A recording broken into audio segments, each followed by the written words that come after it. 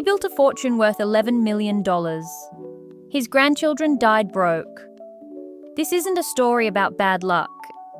It's a story about what money can't teach if nobody's paying attention. His name was Warren.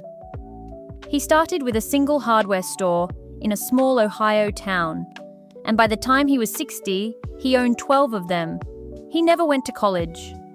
Everything he knew about money, he learned the hard way, through failed shipments, bad partners, and years of reinvesting almost every dollar back into the business instead of spending it. By the time he died, his estate was worth the equivalent of $11 million today. Warren split the fortune between his 3 children. Each one inherited enough to never work again. Here's the part almost nobody expects. Within 20 years, all 3 inheritances were gone.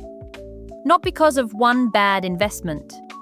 Because Warren had taught his children how to build money, but never once taught them how to think about it. His son bought 3 houses he couldn't maintain. His daughter co-signed loans for friends who never paid her back. His youngest treated the inheritance like a salary that would simply refill itself every year. None of them were reckless people. They were ordinary people who had never once had to ask the question their father asked every single day of his working life: is this worth what it costs me? Warren's money had skipped a generation of struggle. And struggle, it turns out, was where the real lesson had always lived. Researchers who study family wealth have a name for this. It's often called shirt sleeves to shirt sleeves in 3 generations. The first generation builds it.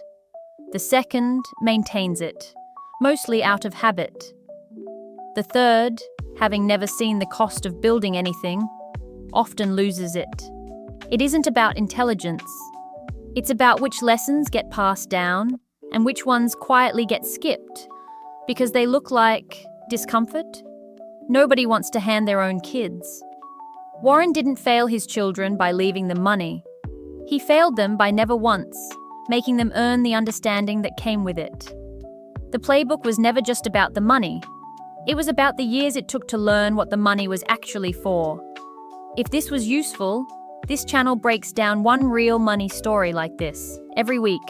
Subscribe if you want the next one.